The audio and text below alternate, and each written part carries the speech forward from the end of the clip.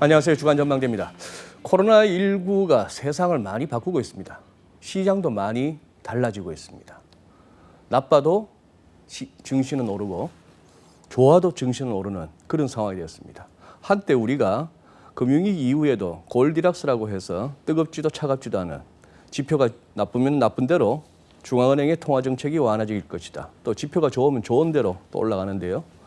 코로나19 사태가 또 나빠지면 재정정책, 통화정책이 더 강력하게 펼쳐질 것이 아닌가.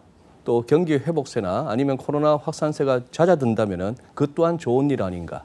이래저래 해서 시장은 매우 뜨겁게 달려가고 있는 중이죠. 특히 중국 증시의 최근 며칠간의 랠리는 굉장히 인상적입니다. 오늘은 특히 중국 시장에 초점을 맞춰서 한번 심도 깊은 토론을 나눠볼까 합니다. 도움말 주신 분들 소개해드립니다. 미중산업경제연구소 조영찬 소장님. 안녕하세요, 소장님. 예, 안녕하십니까? 네. 용인대 중국학과의 박승찬 교수님. 안녕하세요, 교수님. 반갑습니다. 교수님은 오랜만에 뵙습니다. 그러니까요. 주간전망대. 네. 한 좀 된 것 같습니다. 예, 오랜만이시죠. 자주 나와서 좀 좋은 말씀 드려야 되는데 중국 이슈가 밀리는 것 같습니다. 유한트 정권 글로벌 투자본부 GI라고 하죠. 네. 본부장이시고 유동환 성무님. 예, 유성무님 또 반갑습니다. 반갑습니다. 오늘 이렇게 해설자 두 분만 모시기는 그거 해가지고 선수를 한 분 기어이 모셨어요. 네. 요즘 또 뭐 수익률 측면에서나 어떤 시황을 갖다 짚어나가는 데 있어서나 뭐 지금은 유한타 유동호이가 갑이죠. 네. 맞죠? 감사합니다. 네. 인정. 감사합니다. 갑이 아니라 슈퍼 울트라 갑입니다. 울트라가. 네. 과찬 감사합니다. 시장에서 소문이 자주 하던데. 예. 왜 그러십니까? 뭐 몇 주 전에 같이 이렇게 주간 전망대에서 함께 했습니다만 우리 윤성무께서도 그때 2월, 3월 달에는 한번 영국 갔다 오셨죠. 그래도 이제 잘 견뎌내고 지금까지 또 시장을 잘 리딩해 오셨습니다. 자, 먼저 조 소장님. 예. 오늘은 조금 중국 증시에 한번 예. 포커스를 맞춰보겠습니다. 차트 보면 뭐 장난 아닙니다. 일간 차트 보면 아찔아찔한데요. 소감 먼저. 뭐 중국 증시 같은 경우에는 뭐 정책 시장이라는 이야기를 하는데요. 정책 시장. 지금 현재 중국 정부가 주식 시장과 관련해서 대규모 자금을 공모하기 위해서 주식 시장을 좀 부양시키는 측면이 있습니다. 현재 뭐 SMIC 같은 경우에도 5조 원 이상의 자금을 좀 그 상장시켜서 가져가려고 그러고 있고요. 네. 또한 그 미국과 기술 전쟁을 하는데 미국 쪽에서 신규 상장을 불허를 하고 있기 때문에 그런 측면에서는 홍콩이라든지 중국 증시를 부양시켜서 자금을 빨리 가져가야 된다는 겁니다. 이런 상황 속에서 중국 개미들이 2015년도에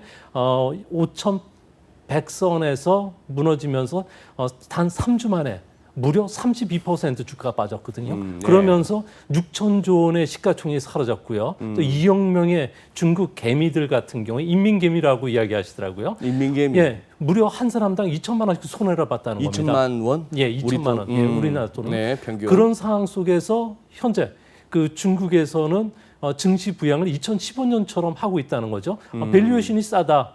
그리고 펀더멘탈이 이제 2분기 말서부터 막 좋아지기 시작하고 3분기, 4분기에는 6% 성장을 간다는 거죠. 여기에 자본시장 개혁까지 이야기하니까 개미들이 하는 이야기가 2015년에 복수를 하자 그러면서 먼저 지금 들어왔는데 그 시점이 악재가 터졌던 시점이죠. 악재가 나오면 더 이상 그 악재로서 역할을 못 하는데 그게 바로 홍콩과 관련된 국가 안전 유지법이 이제 발효가 됐던 겁니다. 네. 미국의 압력에 의해서 서로가 붙긴 하겠지만 궁극적으로 홍콩과 관련돼서는 미국도 긴 칼을 쓸 수가 없다는 거죠. 단도 정도고 그러다 보니까 개미들이 좀 들어오기 시작했는데요. 이제 문제는 이런 개미들뿐만 아니라 기관들까지 좀 자금이 유입이 되는데 가장 중요한 거는 2015년도에 왜 주가가 올라갔는지 그 당시에 왜 터졌는지를 아셔야 됩니다. 2015년 같은 경우에는 중국 정부가 지금하고 똑같아요. 도로나 항만 그리고 발전소 같은 인프라 사업에 무려 280억 달러를 투자하겠다고 발표를 했고요. 네. 또한 그 민자 합작 사업들 같은 경우는 80여 개 PPP라고 하는 사업들이 이제 발주가 되기 시작했고요. PPP? 예, 그러니까 민자 합작 사업이죠. 우리나라식으로. 그리고 신에너지 자동차와 관련된 뭐 신산업 육성과 관련된 정책들이 발표가 되고 1대1로 AIB와 같은 정책들이 발표가 되는데 지금하고 거의 똑같다는 겁니다. 여기에 좀 주가 버블에도 주식 담당자들 같은 경우에는 솥이 좀 뜨거워지면은 밑에 장작불을 빼야 되는데 장작불을 빼지 않고 오히려 기름을 붓는 사건들이 있었습니다. 무슨 이야기인가 하니 주가가 이제 막 급등하고 펀더멘털이 좀 과대하게 되다 보니까 지준율을 오히려 거기서 인하를 시켰죠. 2015년 말씀하시는 거죠? 2015년 초에요. 그리고 국유기업 개혁하고 지배구조 개선시킨다고 하고 기업 합병을 한다 그러고 여기에다가 원금의 10배까지 빌려주는 주식담보대출이 거기서 이제 시작이 된 겁니다. 뭐 현재는 이때 주식담보대출했던 258개 그 기업들은 이미 이제 불법이 됐는데 이것뿐만 아니라 소액대출, 증권에서 신용대출까지 허용했는데 지금도 이런 분위기가 되고 있다는 겁니다. 또 그러다 보니까 주식시장에 낙관론이 불거지면서 전업 투자가들이 이제 막 생기기 시작했고요. 또 이것뿐만 아니라 그 빚을 내서 투자하는 사람들까지 이제 일어났는데 이제 문제는 주식시장에 버블이 터졌던 게 언제였는 거는 2015년 6월 15일입니다. 기억을 하는 이유가 6월 15일이 시진핑 국가주석의 생일입니다. 아하. 항상 중국인들이 볼 때는 국가주석 생일날에는 뭔가 대형 이벤트들이 터진다는 거죠.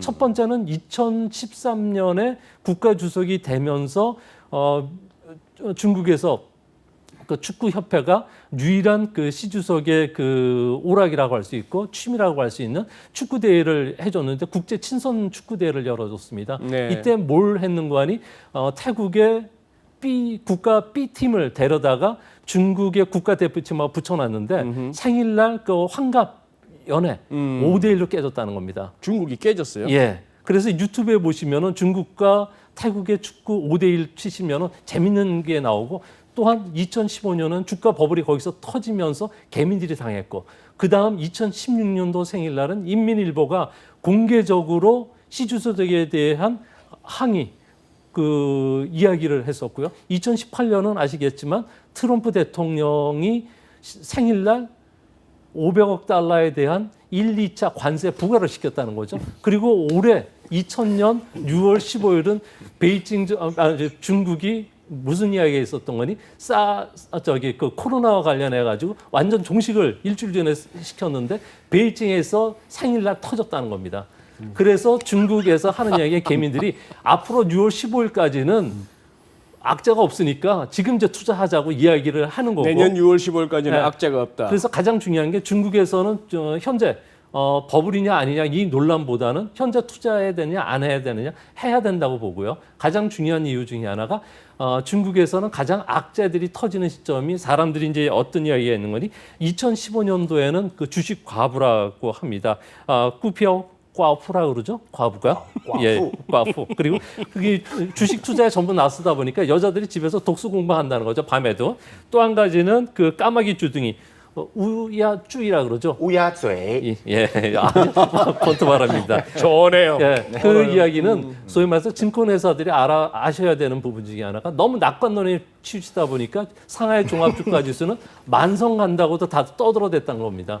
이뿐만 아니라 전 국민 그 주식 참가라고는 첸민 차오구라고 하는 예, 맞습니까? 네, 첸민 차오구. 차오구. 예. 그래서 이런 그 루머들이 계속 이야기들이 나와야 되는데 2000년에도 주가 버블 때도 하는 이야기가 푸추 아가씨. 그러니까 푸추는 여러 번 잘하는데 보통 8번, 9번 잘한다고 그러죠. 잘할 때마다 조금씩 그 성장 속도가 줄고 양이 줄어드는데 뭐 그 루머에 휘둘리다 보니까 이런 그 주식에 들어가서 이렇게 많이 당한다. 그리고 또 한 가지 2010년도에 재밌는 게 라오스창이라 그래가지고 내부자 거래와 관련해서도 이런 유행어들이 나왔는데 이런 유행어가 나올 때까지 중국 증시는 좀 투자하셔도 되지 않나 이렇게 보여집니다.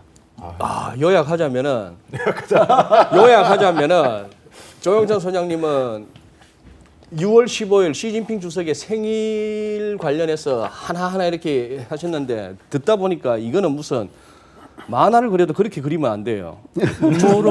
주석님 기쁘게 해드리려고 태국 B팀을 불렀는데 5대1로 깨지고 하필이면 그날 관세를 때리고 트럼프 대통령은 뭐 이런 식이었는데 아니면 그때 2016년에 결국 2015년에 결국 그거 했고 꼭지 찍었고 그날 주가가 터졌죠. 예 터져버렸죠. 그런데 처음에는 조마조마한 것이 우리 또 중국 전문가이시면서도 중국에 대해서 꽤나 쓴소리 하시는 우리 조 소장님 지금 또 중국 증시 가는 게 못마땅하시구나 저는 내심. 근데 어쨌거나 결론은 내년 6월 15일도 아직 한참 남았고 방금 말씀하신 우리 저 박선창 교수님께서 본토 발음으로 해주신 그런 용어들이 다시 회자되기 신조들이 전까지는 나오기 전까지는 괜찮다. 그래도 괜찮다. 알겠습니다. 우리 박 교수님 네. 좀 이렇게 한번 또 재밌게 한번 뭐 말씀 많이 하셨는데요. 일단은 방향성 부분에서는 지금은 개미들이 아까 인민개미 말씀하셨으니까 지금 분위기가 정신없는 건 맞습니다. 근데 문제는 뭐냐면 정신없는 지금 유채를 통해서 이미 작전주들이 많이 움직이고 있다는 거죠. 아까 지금 작전주 속에서 어떤 이야기를 하면 이런 이야기도 저 들었거든요. 그러니까 유채를 통해서 사람을 위챗을 그 중국의 우리 카톡처럼 통해서 이제 그 어느 정도의 사람을 돈을 모으면 그러니까 투자를 하는데 이게 이제 그러니까 이걸 하면서 제가 여러 개미들 큰 개미들 좀 개미는 큰 거 아닐 수 있겠지만 좀 규모 크신 분 아니면 다 제가 하지는 않겠어요. 그러니까 다 연락을 해보는데 이제 하면 최근에 이제 이걸 좀 보면서 이런 좀 지금 작전주들이 적지 않다라는 부분들. 그러니까 이런 부분들이 시장에서 이제 아차 잘못하면 이제 그러니까 제가 말씀드리고 싶으면 전체적인 그림을 보지 말고 하나의 섹터주를 보고 들어가야 되는데 잘못 들어가면 이제 문제될 소지가 매우 크다라는 부분들이 있다라는 거죠. 그래서 그 전에도 그랬었고 그래서 이제 이 말씀은 이제 인민개미주마다 말씀하셔서 그 말씀을 드리는 거고 저는 방향성 부분에 있어서 일단은 지금 시기적으로 좀 맞아 떨어져 보입니다. 왜냐하면 중국 지표도 잘 나오고 뭐 지금 뭐 코로나 부분에서 지금 뭐 이제 없다라고 이야기도 하고 있고 뭐 이렇게 지금 하고 있는데 이런 분위기에서 중국 정부가 어느 정도는 분명히 마사지를 했다. 아까 지금 정책 부분에서 마사지를 했다라고 보여집니다. 그래서 이게 이제 맞아 떨어져 간 것들이죠. 그래서 했기 때문에 그런 부분에서 어느 정도 견인할 것이니 어느 정도의 시간적인 타임을 봤을 때는 뭐 6월 15일까지는 아니더라도 이제 저는 어느 정도 선은 이제 가는데 이게 너무 기대는 저는 크게 같지는 않는데 그래서 저는 계속 말씀드린 중국 경제를 보지 말고 그러니까 성장 우리가 오늘 섹터 이야기 좀 하지 않겠습니까? 네네. 섹터를 보고 하는 게 맞다라고 저는 생각이 들고요. 그래서 이제 그 기업적인 부분에서 가는 게 신경이 들고 그러니까 그 작전주리 하는 말들이 그러니까 위치에서 하는 말들이 이런 것들이죠. 이게 어떤 누구가 투자를 하고 있고 어느 관계가 있기 때문에 정부 관료와 관계가 있기 때문에 여기가 투자가 된다. 이런 식의 말들로 자꾸 돈을 모으니까 일반적 모르는 인민개미들은 많이 투자를 했죠. 네. 거기에서 이제 아직까지 왜냐하면 이제 2015년에 안 들어갔던 개미들이 이제 그때는 아니었. 지금 개미들도 많거든요. 네. 이 사람들은 그런 정보 부분에서 계속 기를 수밖에 없다라는 부분들이죠. 그래서 이런 부분들에 대해서는 우리가 이제 전체적으로 볼 때는 조금은 화량으로 가겠지만 어느 정도 리스크 요소는 분명히 있다. 그다음에 이번에 전체적인 부분에서는 그림 너무 좋았고 맞아 떨어졌고 어느 정도는 랠리를 이뤄가지 않을까라는 게 제 개인적인 생각입니다. 알겠습니다. 주구장창 심천 사세요 선전 증시에. 네. 주구장창 심천 사세요 하셨던 우리 유 본부장님. 네. 뭐 나중에 가서 다소 뭐 버블기가 있었다, 펀더멘트가 괴리가 있었다라고는 하지만 그 당시만큼은 그래도 다 시장이란 게 다 이유가 있거든요. 네. 어떻게 보세요? 지금 이러한 어떤 장이 펼쳐질 수 있는 이유, 배경. 그래서 좀 되돌아가 보죠. 되돌아가. 예. 2018년 중국 시장이 전 세계에서 제일 안 좋았죠. 그렇죠. 그렇죠. 뭐 거의 마이너스 20몇 %. 네. 그 이유가 미중 무역 전쟁 이슈, 뭐 여러 가지 부분을 가지고 계속적으로 이제 중국이 힘들 거다라는 얘기를 했는데 저도 거기에 맞춰서 중국에 대해서 전혀 얘기를 하지 않다가 2018년 10월, 11월 달에 이게 이제 변하는구나 하는 조짐들이 나왔죠. 그 부분이 이제 뭐 처음으로 뭐 지주를 낮춘다는 얘기부터 시작해서 뭔가 부양 정책을 쓰겠다라는 얘기들. 이제 그러다가 이 계속 지금 미중 무역 이슈가 나왔는데 그렇게 트럼프가 중국을 공격을 했는데 무역 수지가 나빠지지 않는 거죠. 그러니까 참 이게 맷집이 세구나 중국이 이런 모습이 나오기 시작했고 또 결국 이번에 코로나가 터지면서 중국에서 시작이 됐는데 결론적으로 가장 피해를 많이 본 국가는 미국이 돼버렸고 글쎄. 오히려 예. 훨씬 잘했구나 잘 대처했구나 하는 게 중국이 되다 보니까 이게 그러면 상대적으로 이 GDP의 규모 차이로 보면 중국은 글로벌 GDP의 한 17, 8%, 미국은 한 24, 5%. 그러니까 차이가 그렇게 많이 안 나는데 시가총액으로 따지면 뭐 아시겠지만 미국은 전 세계 시장의 60%가 넘고 중국은 전 세계 시장의 10%도 안 되니. 그러니까 결국 이러니까 더 가야 되겠네? 자꾸 이렇게 되는 거죠. 그래서 저는 더더욱이나 중국 시장은 신흥국 시장이기 때문에 중국 정책이 굉장히 중요한데 여태까지는 계속 재정 정책은 얘기해 왔으나 통화 정책에 있어서는 그렇게 적극적이지 않았단 말이죠. 중국이. 네, 중국이. 다른 나라는 정말 완전히 돌아섰었죠. 예. 뭐 양적 완화 얘기가 지금 나오고 있으니까 뭐 엄청나게 풀고 있으니까. 근데 중국은 그나마 굉장히 덜 풀었는데 이번에 튀기 전에 풀기 시작했다는 뉴스가 나왔잖아요. 그러니까 M2 증가율이 막 11%대로 올라가고 두 자릿수 올라갔고 이게 지금 조금 있으면 나오겠지만 훨씬 더 올라갈 것 같거든요.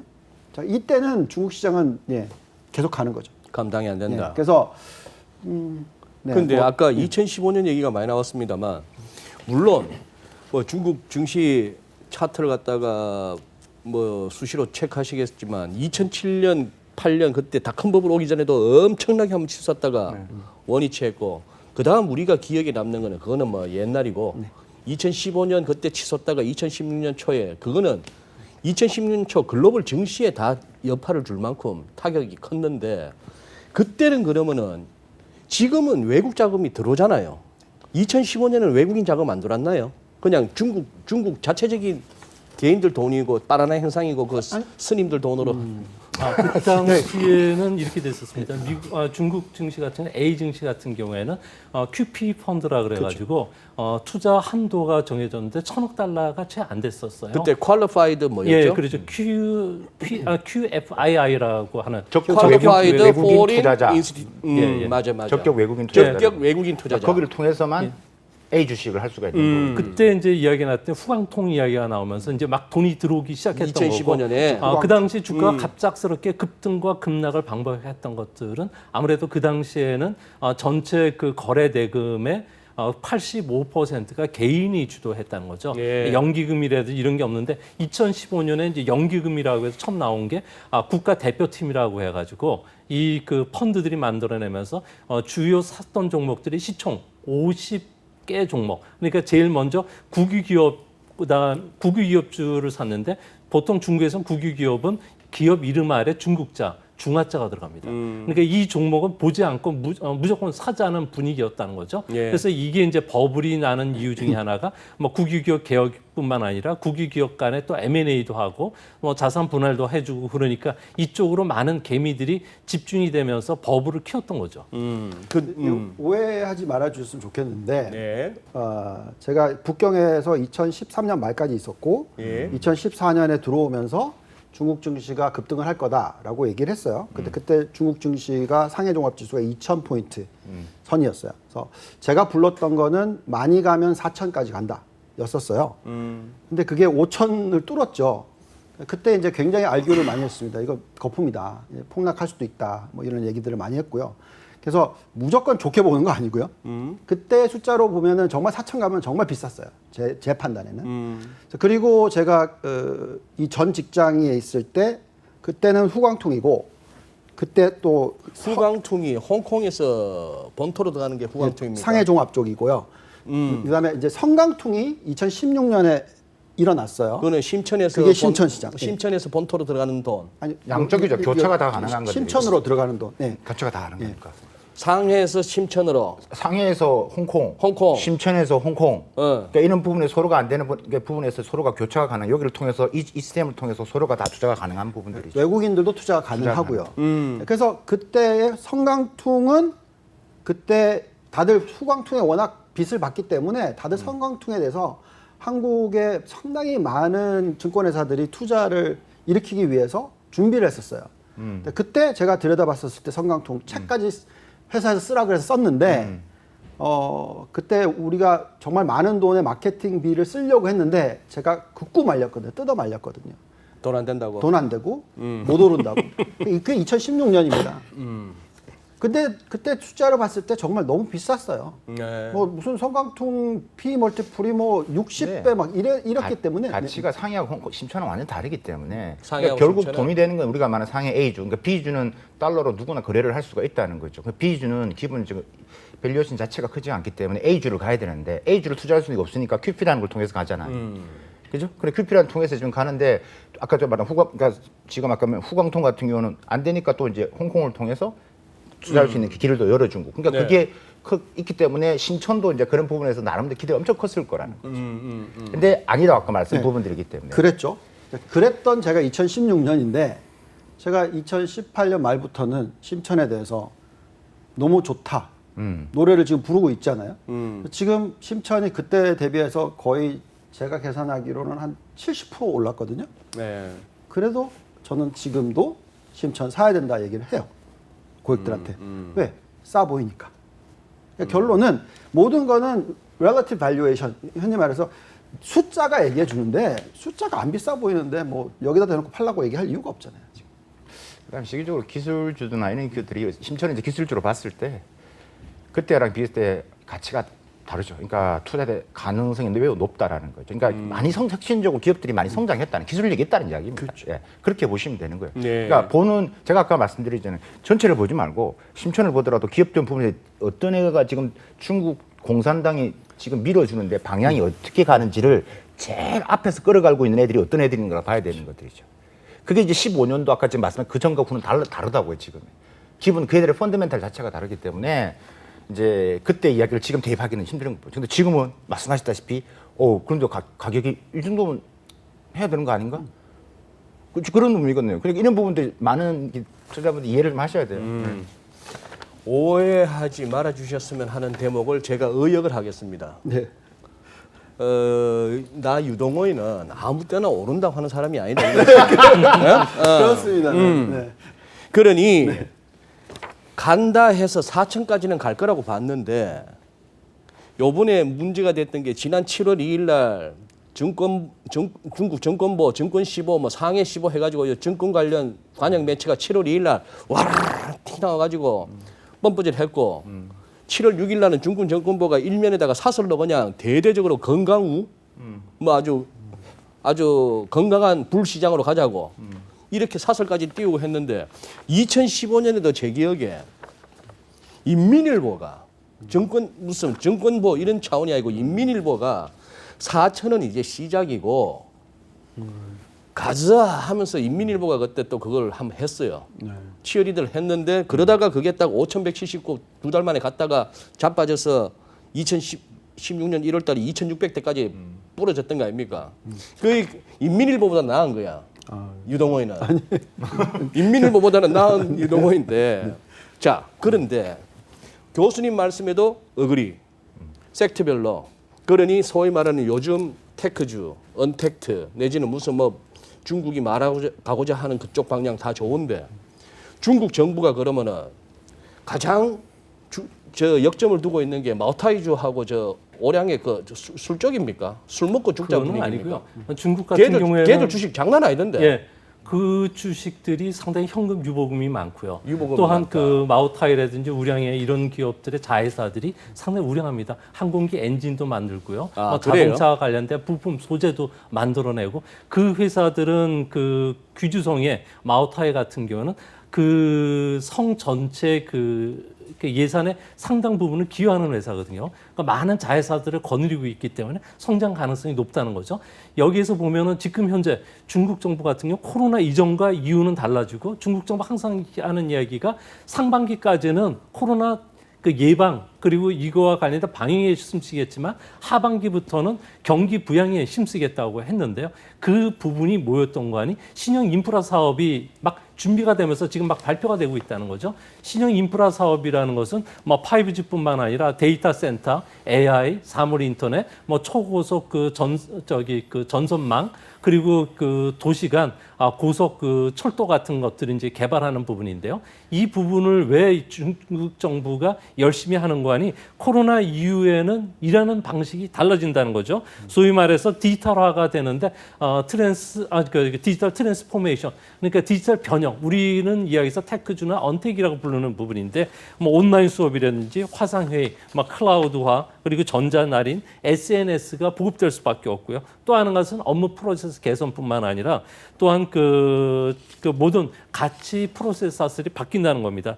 또 한 가지는 기업의 문화 풍토 그리고 생활 그 서비스와 관련된 부분이 바뀌는데 뭐 비접촉, 분산, 뭐 청결 쪽으로 가다 보니까 5G가 가장 핵심이라는 거죠. 그래서 5G와 관련해서 중국 정부 같은 경우에는 앞으로 기지국을 올해 한 해만 20만 개에서 60만 개로 늘리고요. 또 여기와 관련해서 2025년까지 무려 5G망 건설하는데 직접 투자가 우리나라 돈으로 204조 원, 그리고 간접 투자는 595조 원까지 투자를 한다는 겁니다. 이걸 통해서 원격 진료라든지 뭐 다양한 그 언택 산업들을 발전시키겠다는 거죠. 구체적으로 나오고 어떤 기업의 예산이 이제 채권 발행이 되면서 그게 들어가기 시작하니까 투자가들이 볼 때는 이거는 진짜 황금알을 낳는 거위가 될 수 있고 정부 정책의 수혜가 될 수밖에 없기 때문에 이 종목에 들어가는 거고 이걸 관련해서 외국인들도 이미 지금 사들어가기 시작했었어요. 근데 오늘 있었던 해프닝 아시죠? 국가통계국에서 저 6월 PPI하고 CPI 발표하는데 알고 보니까 작년 걸 발표한 거예요.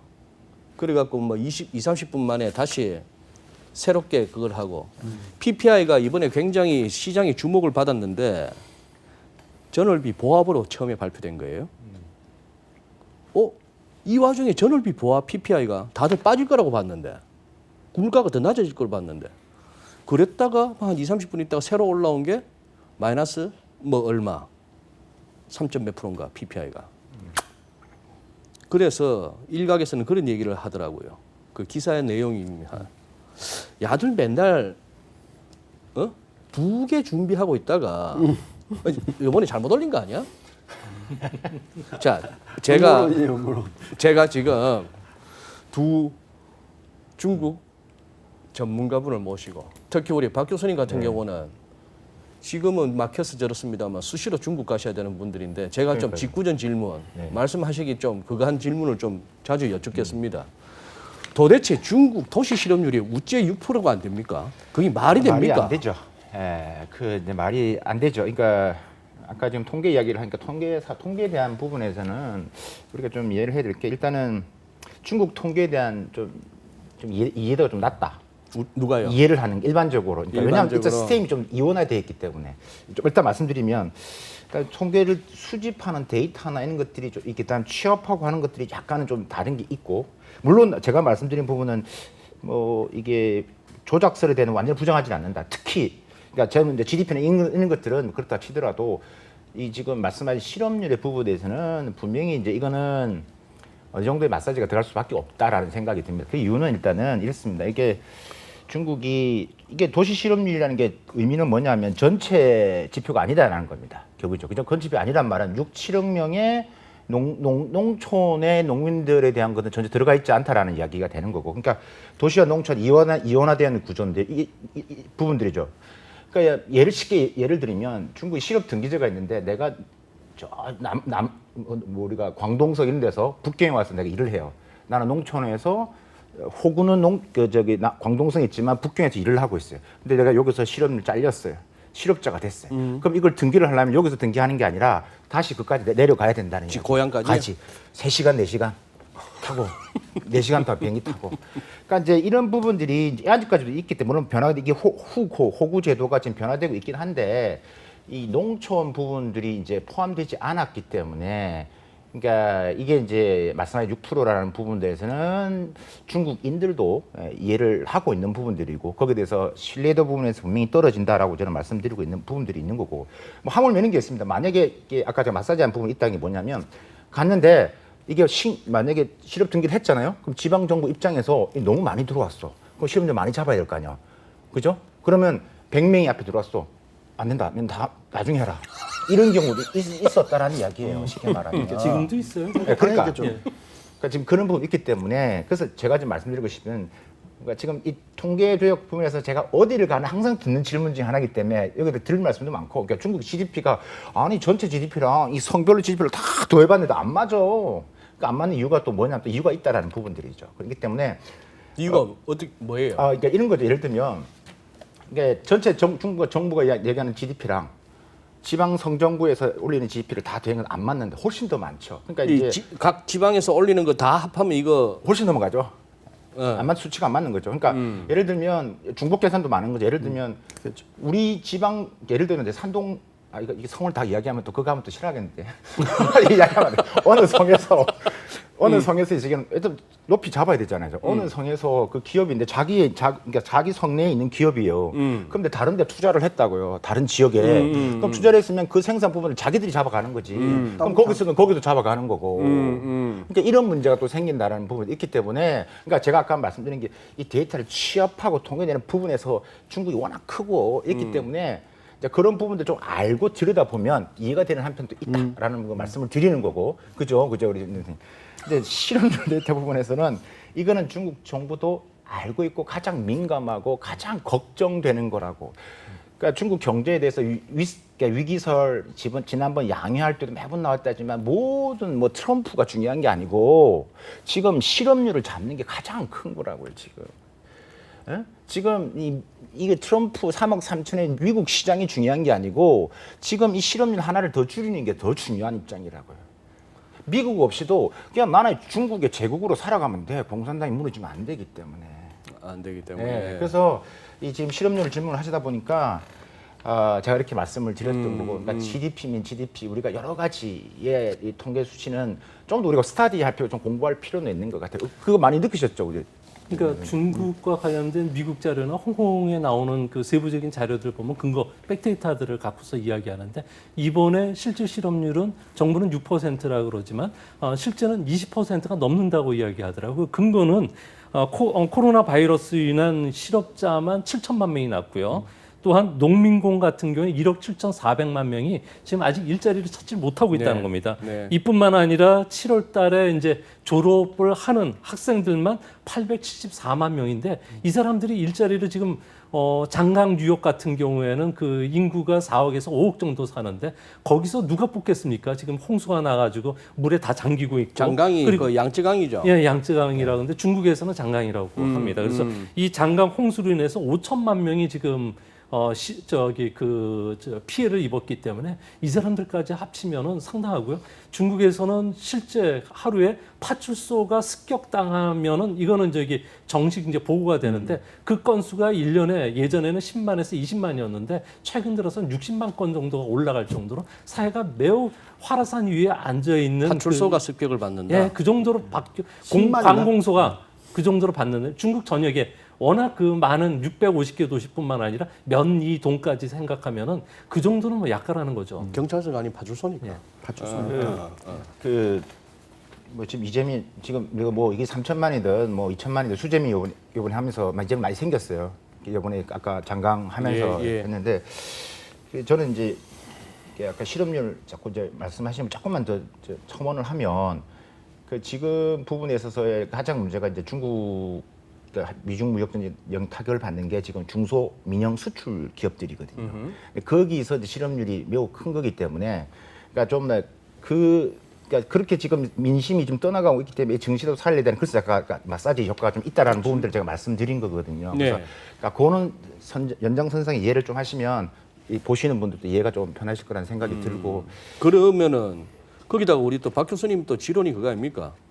하도 여기저기 가는 데마다 중국 그거 지표 그거 믿어도 되나요? 이런 질문 하면은 제가 알기로 우리 교수님 하시는 말씀은 뭐 그걸 부인은 다 못, 전적으로 부인은 못하지만 그렇다고 어떻게 하겠습니까? 다 주어진 것 갖고 서로 해야 되는데 추세를 보시라 이 말씀 자주 하시잖아요. 그죠? 그렇죠. 추세도 보고. 예. 그렇다면은 요새 추세는 굉장히 좋아지고 있는 것 같던데 그 추세만큼은 인정해야 되는 거죠.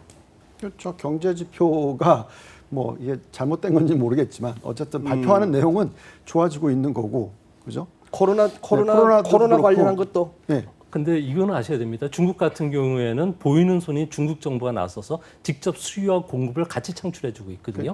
이 부분을 빼줘야 된다는 거죠. 무슨 이야기인가 하니 중국의 자동차와 관련된 신차 판매 대수가 최근 들어와서 계속 플러스를 보이고 있어요. 예. 전년 대비 플러스라는 얘기죠. 플러스가 되는데 왜 이렇게 되느냐? 신차 판매 중에서 그 내용을 들여다보면은 상용차 같은 경우는 중국 정부가 직접 자기가 돈을 주고서 사는 거죠. 신차의 3분의 1을 다 사요. 근데 자가용이 중요한데 자가용 같은 경우는 안 산다는 거죠. 그 대신 아니, 중국이 보조금을 그 신차를 사갖고 뭐 하는데요? 사가지고 자기들이 갖고 있다가 그 SOC 사업 같은 데다가 공급을 해준다든지 뭐 그러고 있다는 거죠. 그것도 있지만 보조금도 있고요. 이제 보조금 부분도 있고. 그러니까 너무 이제 그렇게 또 몰아가면. 그렇죠. 왜냐면 그거를 이렇게 적정선을 보셔야지. 자꾸 전만 보면 안 된다니까. 면을 보라니까 면. 저는 이렇게 생각해요. 이 중국이라는 사회주의 국가가 얼마든지 숫자를 마사징할 수가 있는데 어쨌든 간에 외국인들이 투자할 수 있는 거는 한도가 있고 자기네 국민들이 사고 자기네들이 뛰었다가 멈췄다가 하면 어차피 자기네들끼리 하는 거고 그래서 우리는 거기에 동조를 할 거냐 안 할 거냐만 판단하면 된다라는 거죠. 국민들이 그렇게 믿고 주식이 올라갈 거라고 하면 우리는 같이 탔다가 또 아닐 것 같으면 빠져나오면 되는 거죠. 지금 이 통계에 대한 불확실성에 대해서는 이커창 총리도 얘기를 했다고요.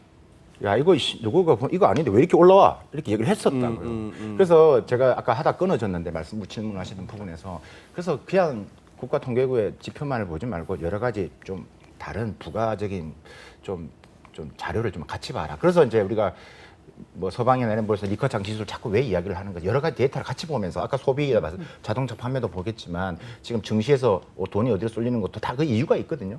그러니까 작전주가 아까 말씀 작전주가 부정적으로 보는 것도 있지만 또 작전주가 진짜 의미 있는 것도 있거든요. 그 내부적인 부분들이 있기 때문에 이게 참 누가 맞느냐라는 부분도 어쨌든 결론은 그전에 믿지 않지만 여러 가지 보조적인 지수를 같이 좀 보고 이해를 하자라는 얘기. 그러니까 저는 이제 지수는 아까 말씀드렸죠. 심천 지수를 사고. 네.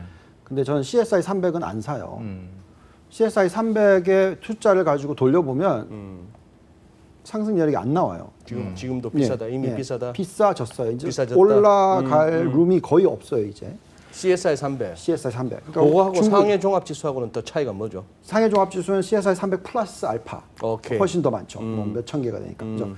근데 CSI 300이 시가총액 거의 대부분을 차지하겠죠. 그래서 그건 아니고 근데 심천은 매력이 있다라는 거죠. 그 다음에 이제 제가 판단할 때 보통 왜 미국을 더 많이 사야 되고 중국을 덜 사야 되냐? 뭐 숫자를 못 믿는 것도 있겠지만 간단하게 얘기하면 이겁니다.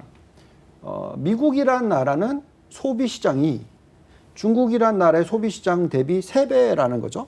옛날에는 10배였고 지금은 어쨌든 그래도 3배다는 거죠.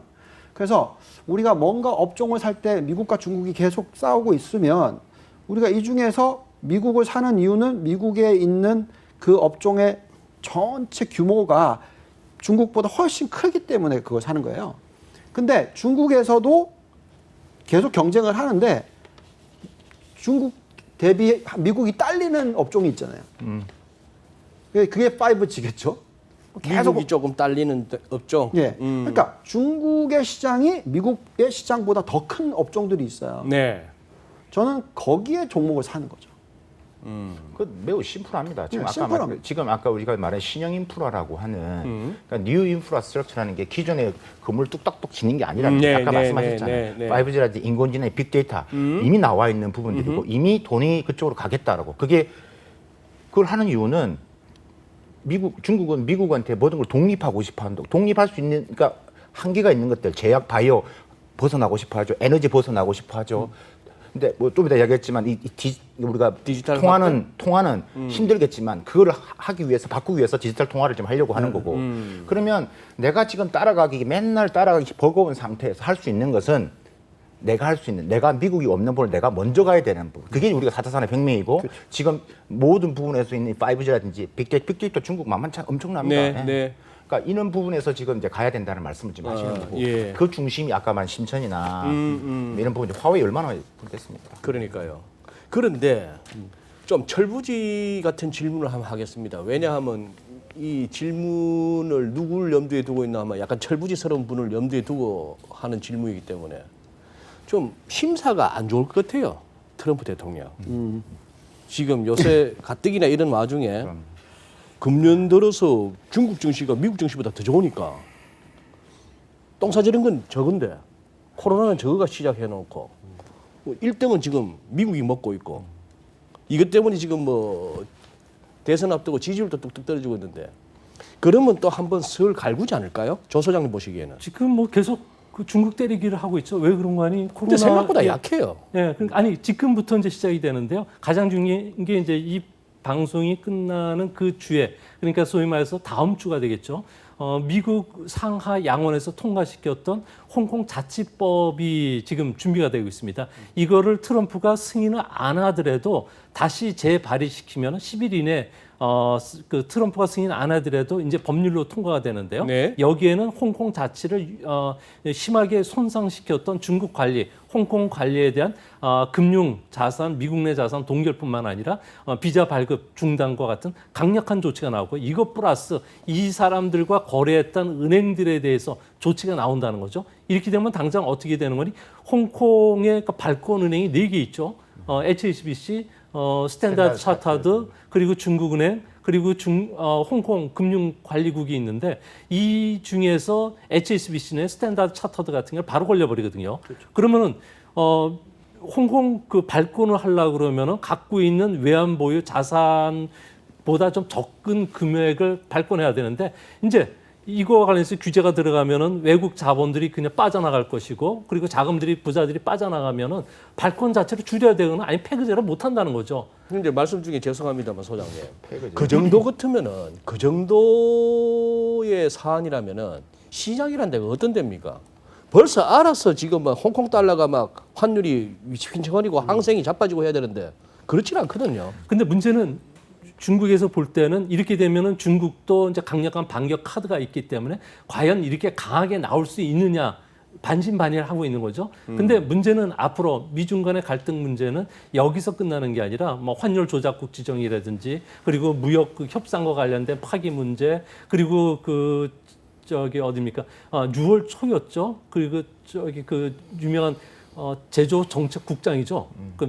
피터 나바로? 피터 나바로가 방송에 나와가지고 중국과 관련해서는 무역 합의도 파기시킬 수 있겠고 여러 가지 그 경고를 했는데 그 경고가 그냥 일회성 경고가 아니라 현재 상황이 앞으로 계속적으로 또 그 업그레이드 되면서 에스컬레이터화될 가능성이 크다는 겁니다. 그래서 트럼프 입장에서는 가만히 보십시오. 그러니까 현재 대선에서 8에서 12% 차가 나고 있고 대선 승리 확률과 관련해서는 골드만삭스 같은 경우는 62% 바이든의 우세를 치고 있어요. 그러니까 월가 쪽뿐만 아니라 산업계도 전부 줄을 쓰고 있는데 여기서 꺼낼 수 있는 카드는 무당파층을 끌어들여기 위해서는 무당파 미국인들은 62%에서 66%는 중국을 싫다는 거죠. 중국을 때려야지만 자기가 되니까 앞으로 계속적으로 9월, 10월 그러니까 소위 말해서 8월달 전당대회 그리고 9월달 TV 토론 때 뭔가를 보여주기 위해서 계속 때릴 수 있다는 겁니다. 근데 홍콩 아니 폐거제. 예. 제가 지금 조 소장님께서 저렇게 말씀을 하시는데도 불구하고 제가 중국 당국의 입장이 되어서 이렇게 듣는데도 별로 겁이 안 나요. 왜 이렇죠? 네. 그러니까 제가 지금 말씀드리는 거 입장이 홍콩 폐거제 해도 폐거제 할 것이냐 저는 개인적으로 리스크가 크다라고 보는 건데 하더라도 폐거제 공격 하더라도 일단은 그 돈 아까 유출 말씀하셨는데 지금 일단 그 홍콩의 외환 보유가 많습니다. 홍콩 외환 보유가 한 4,300억 달러? 400억 정도. 예, 그러니까 예. 홍콩 GDP의 한 120% 될 걸. 한국이 뭐 한 그 훨씬 낮잖아요. 그러니까 쉽게 하면 홍콩 시민들도 달러 많이 갖고 있어요. 그럼 많이 갖고 있어요. 그러니까 쉽게 말하면 그러니까 홍콩 정부가 분위기가 나간다 하면 금리 딱 올려버리면 둘 다 갖고 있기 때문에 달러에서 그러니까 홍콩 달러에서 달러로 금방 이동합니다. 그러니까 달러를 갖고 있다가 지금 달러를 홍콩 달러 팔지만 홍콩 달러를 금리를 올려버리면 금리를 홍콩 달러가 올려버리면. 그러니까 미국 달러를 바로 홍콩 달러로 바꿔버린다니까요. 그러니까 예, 그렇기 때문에 지금 부분 아까 겁이 안 난다고 하시잖아요. 미국 중국 정부 입장에서는 겁이 안 날 거라고 생각해요. 그러니까 전체적으로 홍콩이 가지고 있는 중국 전체의 볼륨이 지금 뭐 한 3% 미만이고 GDP에서 3%도 안 되고 네. 그다음에 이제 홍콩이 자꾸 뭐 중개 무역의 옛날이요가 크다라는 거죠. 이미 중국이 많이 대체했고 제가 뭐 자료를 보니까 이제 홍콩이 옛날에 홍콩이 네, 아니다. 그러니까 홍콩의 금융 경쟁 그러니까 전 세계 금융 경쟁력 순위를 보면 홍콩이 상하이보다 더 떨어져 있어요. 상하이보다. 그러니까 그다음에 떨어져 있고 그다음에 아니 아까 홍콩 경유한다고 했잖아요. 직접 홍콩 안 가고 직수출해도 돼요. 어차피 홍콩 갔다가 하는 것은 중국 들어가는 거라고요. 그러니까 중국 입장에서 별로 의미가 없다라는 생각이 들고 만약에 이제 뭐 그런 부분에서 있는 것 같고 또 이제 증시도 많이 하잖아요. 홍콩 증시. 뭐 이번에 홍콩이 때리면 계속 이제 미국이 이번에 홍콩 관계법 92년도 미국이 이제 그걸 안 해주겠다. 우리 그건 안 해주겠다. 이랬을 때 뭐 증시에 어떠한 영향을 미칠 것이다. 근데 별로 지금 아직 안 때렸긴 하지만 미칠 것이냐? 근데 저는 별로 중국 증시나 홍콩에 영향을 안 미칠 거로 저는 보고 첫 번째 아까 말씀드렸던 보다시피 이미 시장에 이제 부분이 이미 드러나는데 별로 반응이 별로 없어요. 홍콩에도 그렇고 중국에도 반응이 없고. 그다음에 지금 홍콩 주식 시장에 지금 절반 이상이 다 지금 들어와 있는 돈이 아시겠지만 이 조세 회피 뭐 우리가 잘 아는 뭐 버진 아일랜드 뭐 이런 데 통해서 홍콩을 있는 돈인데 그 자금이 대부분 다 그 슈퍼리치가 대부분 중국 아니면 미국이거든요. 그러니까 미국도 분명히 영향을 받기 때문에. 그렇죠. 거기 지금 한 1,800개 이상 되는 글로벌 기업들 다 지금 미국계 영향이 있기 때문에 그 저는 뜸을 들일 수 있는 밖에 없다 지금은. 그래서 제가 뜸을 들이면서 자꾸 홍콩에 있는 사람들을 하게끔 불안감을 더 심어주는 것들이죠. 이제 다 일어서라 이거죠. 다 점점 일어서면서 전부 더 전 세계적 글로벌 붐업을 시키는 줄. 그러니까 지금 영국이나 캐나다나 뭐 지금 호주나 이런 데서 계속 지금 이야기를 하잖아요. 중국과 등을 돌리잖아요. 그걸 자꾸 구도를 만들려고 한다. 내 입이 아니라 그런 인권적인 문제에서 자꾸 일어섬으로써 나의 우방을 점점 만들어야 돼. 트럼프 입장에서는. 또 이렇게 놓으면 너 또 친중이냐 이럴라 또. 제발 좀 그런 어떤 식으로 안 봐주셨으면 좋겠는데 혹시 저는 왜 이런 생각이 들죠.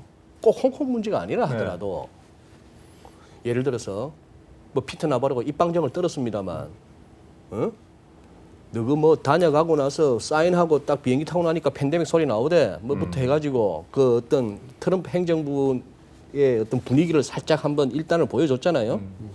그러고 좀 나대는 나바로긴 하지만도 그게 그 정도 있는 사람이 충동적으로 뭐 그 없이 사전 조율 없이 했다고는 안 보이고 한번 던져봤다 그냥 수습하고 말았는데.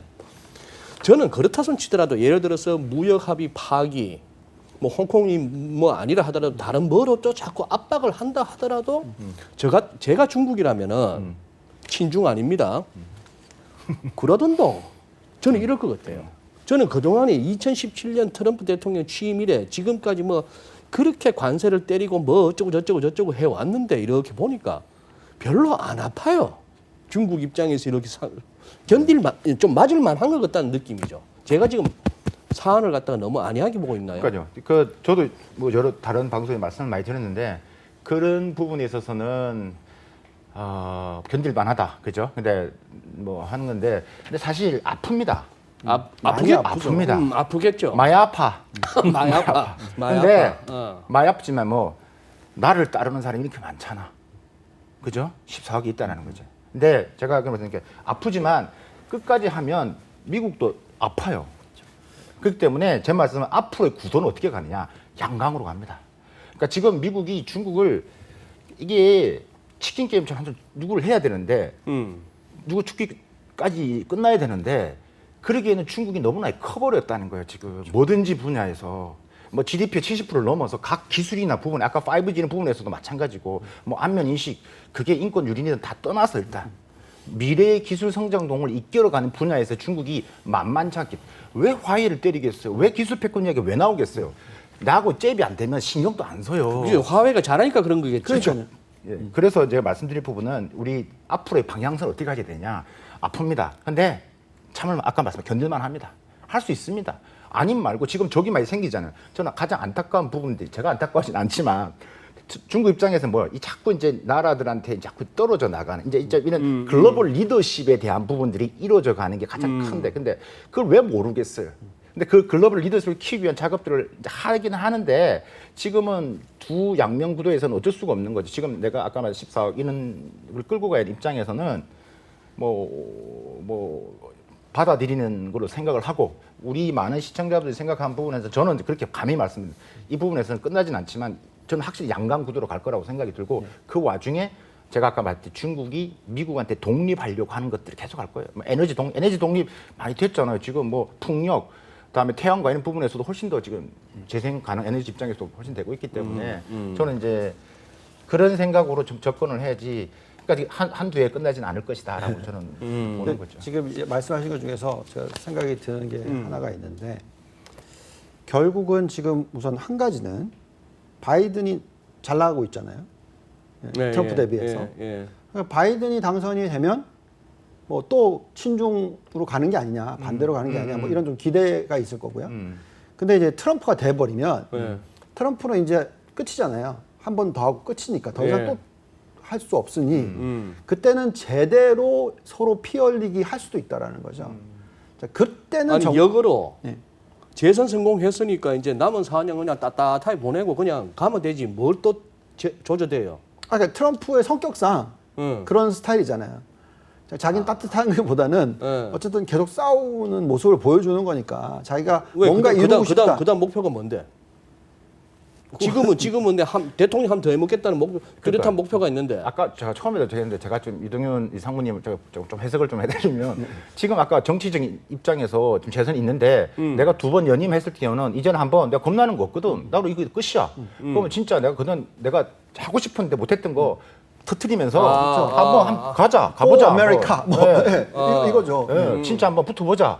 그게 내가 이렇게 될 수도 있다는 그게 이렇게 될 수도 있죠. 그게 내가 대통령 오래 해보려고 그냥 외친 지금 구호가 아니고 지금 내 나름대로의 어떤 사명이었다. 이제는 뭐 끝이니까 이제 한번 제대로 한번 붙어보고 싶은 거죠. 그런 훌륭한 분을 갖다가 왜 그 조카딸이 그런 식으로 묘사해? 이 세상에서 가장 위험한 남자라고 그래. 그 말씀인 거죠. 모르는 거죠. 그래서 근데 중요한 거는 맞죠? 제 말, 예, 맞습니다. 그리고 두 번째로 생각할 수 있는 건 뭐냐면 이게 저는 이제 옛날에 스페인 독감 일어났었을 때 네. 그리고 이제 스페인 독감이 이제 거의 잠잠해질 때가 됐었을 때가 1921년. 그리고 또 1921년부터 실질적으로 보호무역주의가 굉장히 시작되는 딱 타이밍이에요. 예. 그리고 그때부터 1929년까지. 극하다 대공황이 온 거 아니에요? 예. 근데 그 8년 동안 미국 증시가 500% 오르고 영국 증시가 무슨 뭐 미쳐버리고 아무튼 무슨 얘기냐 이게 이제 보호무역주의로 가는 순간에 어떤 현상이 일어나냐면 정말로 돈을 풀어야 돼요 계속. 왜냐하면 효율성이 떨어지기 때문에 그러면 이제 그냥 거품인데 그냥 거품에 거품을 낳는 거죠 계속. 오케이. 그래서 지금 시장이 굉장히 위험한데 그런데 이것도 안 쫓아갈 수는 없잖아요. 거품이라 생각하더라도. 아 그리고 지금 저기 뭐더라? CBDC 뭐 센트럴 뱅크 디지털 커런시 맞죠? 네. 하다 이걸 갖다가 결국 구글링 해갖고 알았네. 좀 기사 쓰면서 이런 거는 좀 이렇게 관로 쳐가지고 좀 풀로 좀 한번 써주면 좋겠구만. 이놈의 CBDC 기사마다는 CBDC가 뭔지를 알 수가 있어야지. 어쨌거나 뭐 디지털 화폐라는데 이거는 다음에 한번 더 하시죠. 이거는 조금 시간을 깊이 있게 한번 얘기를 해봐야 되거든요. 이거 중요한 이슈인데 이게 지금 한국은행도 지금 이거 글쎄, 지금 하겠다. 차관부 예. 그 총리님께서 직접 케어를 글쎄, 하고 이제 있고 뭐 갑자기. 지금 이게 구도가 지금 간단했으면 지금 이제 중국 때 지금 이제 흔히들 말하는 진짜 G7 그러니까 금융 선진국들이 지금 이렇게 미국 그러니까 EU, 일본 이렇게 가지고 이게 지금 이 편이 나눠져 가지고 앞으로 가는 구도가 만만치 않은 한국이 지금 어디 끼냐여도 좀 고민이 되는 부분들이 글쎄, 있고 저는 예. 제일 걱정되는 게 이번 양회 때 예. 이런 말을 했잖아요. 그러니까 지금 한국, 중국, 일본, 홍콩 예. 위안화 디지털 화폐 할 거니까 같이 하자. 글쎄 뭐 예, 대놓고 일이 되는 거예요, 되는 자기들이 거예요. 한국을 집어넣었죠. 네, 하자 되는 거예요 지금. 네. 그러니까 이번에 심지어 방한하면 분명히 또 이슈가 될 것이고, 그러니까 지금 미중 간 이슈에서 지금 계속 줄달리기 지금 이야기 계속 했던 이야기 시진핑 있잖아요. 주석 방한요? 아니, 그러니까 반하면 이 이야기도 주제가 핵심 아젠다가 될 수도 있다는 이야기죠. 지금 그 이슈가 아직도 살아있는 이슈입니까? 지금 이번 양회 때 나왔다는 이번 양회 때 아니 시주석 방안이 그렇죠. 아직 살아있죠. 살아있어요. 예. 누가 안 온다든가요? 아 그건 아니고. 그래서 지금 아까 말한 이 CBDC는 매우 중요한 아젠다라고 저는 생각을 하고 지금 한국이 지금 해야 되는데 지금 글로벌 금융 선진국에서 우리를 띄워주진 않고 우리는 해야 될 것 같고 그래서 지금 이제 한국은행 차원에서 준비를 하고 있다고 하고 근데 중국이 지금 제일 앞서 나가는 게 지금 중국이거든요. 많이 들으셨겠지만 중국이 왜 이렇게 앞서 나가는지 우리 좀 알 필요가 있다. 그래서 오늘 이제 이야기를 못하니까 좀 아쉽기는 한데. 네. 아니 그러면 다음에 하더라도 이게 그러면 이제 우리 지갑에 넣어댕기는 지폐는 다 사라집니까? 그렇죠. 뭐 핸드폰만 갖고 있으면 되는데 이제 그 핸드폰에 그 5G가 공급 안 되는 지역도 가서 결제가 된다고 하네요. 그러다 보니까 이제 편리성도 좋고 이거에 이제 참여하지 못했던 농어촌 같은 경우에는 아무래도 좀 그 소외를 받을 가능성이 크지만 앞으로 이거는 어차피 뭐 대세가 되는 것 같고요. 또 아니, 디지털 제일 걱정되는 게 어디서 뭔 돈 썼는지 다 그럼 다 그렇죠. 파악이 되겠네요. 그러니까 중국은 중앙은행이 2억 대 정도 되는 감시 카메라가 다 감시를 하고 있죠. 여기서 모든 것들을 다 컨트롤할 수 있는 거래 내역 장부, 지갑을 다 정부가 보고 있으니까 뭐 행복한 감시 사회로 들어가는 건 맞죠. 행복한 감시 사회. 이게 법정 화폐잖아요. 이거 중국은 DCEP라고 그러거든요. 그러니까 이것도 위안화 디지털 화폐이기 때문에 중국에서는 별도의 DCEP라는 말을 쓰는데 DCEP. DCEP? 예. 그러니까 이제 디지털 커런시? 예. 그다음 EP? 일렉트로닉 페이먼트. 오케이. 예. 이걸 쓰는데 이게 말씀하셨다시피 예를 들면 그러니까 이게 망을 못 잡아도 이게 휴대폰에 그러니까 배터리만 있으면 할 수가 있다는 이야기예요. 그러니까 이제 이것도 설명하면 길어지신 부분인데 이게 여기 됐습니다. 그러면 이 블록체인하고 어떤 관계가 있느냐? 그러면 중국의 블록체인에 대한 스탠스는 어떻게 갖고 있느냐? 중국 그러니까 이게 아시다시피 시진핑 주석이 블록체인에 대해서 앞으로 중요한 기술적인 역할을 할 것이고 우리는 이런 부분에서 매우 중요한 관심을 가지고 있다 하니까 바로 블록체인 가격이 40% 뛰었잖아요. 네. 이번 2월달에 미 연준 위원장이 뚱말을 했잖아요. 그러니까 블록체인 가격이 한 5%인가 10%인가 올랐어요. 그러니까 왜 이 지금 디지털 화폐 이야기하는데 블록체인이 같이 오르겠어요. 말만 하면 오른다고 지금. 그러니까 이게 근데 똑같지는 않거든요. 그러니까 디지털 화폐랑 블록체인은 같이 났지만 지금 이게 다 말씀하시는 연관 블록체인은 현상이- 암호화폐, 네, 말 블록체인. 비트코인. 네, 비트코인. 네, 그 네. 비트코인 가격을 말씀드리는 거예요. 네네네. 이 얘기 듣고 있으니까 갑자기 금 사고 싶은데. 금이 사고 싶으네. 그러니까 이거는 다시 한번 내가 볼 때는 매우 지금 네, 하려고 싶은데 왜냐하면 중국 정부의 고심. 그러니까 저는 이제 이걸 그러니까 중국 경제나 이 부분을 검토하는 학자 입장에서 보면 들여다보면 야 이게 좀 그렇다 무섭다 혹은 이걸 얼마나 우리는 알고 있을까 이런 생각을 참 많이 하거든요. 글쎄요. 이거는 이 디지털 화폐 중국 특허도 많아요 지금. 디지털 화폐 이거는 다시 한번 모시고 다시 한번 다뤘으면 좋겠습니다. 이게 지금 20분 갖고 될 일이 아닌 것 같아요. 그러면 마무리를 하기 위해서 네. 미국 증시 들어간다? 네. 좋아요. 그러면 중국도 심천은 CSI 300이나 상하이 종합보다도 심천은 그거 하고 싶다, 권하고 싶다. 그러면은 우리 투자자분 입장에서 판단은 우리 시청자분들이 하시는 거예요. 아니야, 난 앞만 봐도 저 중국 믿었지가 않아. 네.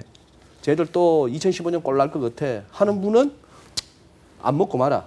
근데 가능성이 있어 보여. 적어도 내년 시주석 생일 때까지는 갈 것 같아. 그러면 현실적으로 그런 분들은 어떻게 하면 돼요? 중국에 중국 발단 투자. 걸려면. 아까 또 말씀드리지만 저는 이제 중국으로 투자한다면 그냥 심천을 투자를 하면 되고, 어떤 식으로? 그러니까 심천을 추종하는 ETF? ETF가 있어요. 심지어 한국에도 상장돼 있고, 펀드를 사셔도 되고. 펀드도 있고, 그다음에 미국에도 상장이 돼 있어요.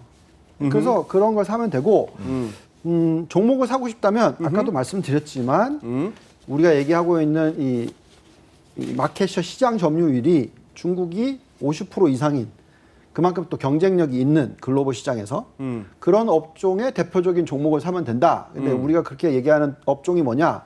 가장 중요한 게 5G, 그다음에 뭐 AI, 뭐 그다음에 대체 에너지, 신경제, 신재생 에너지, 그다음에 또 재밌는 건 돼지고기.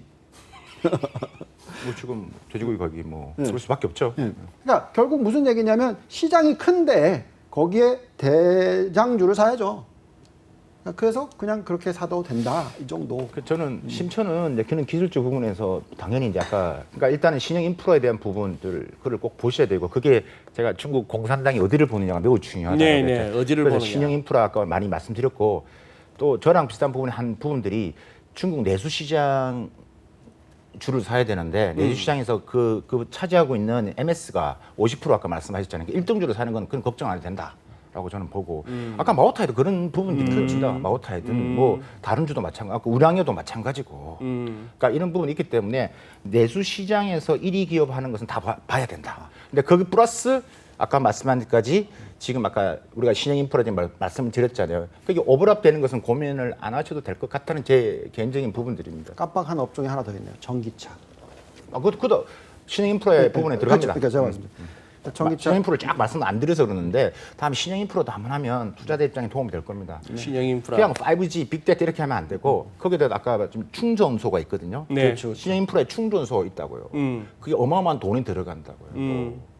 그러면 이제 그런 부분에서 어디가 견인할 것이냐를 또 보셔야 되는 거거든요. 네. 네. 그래서 이제 좋습니다. 아씨. 더 하고 싶은데. 더 하고 싶은데.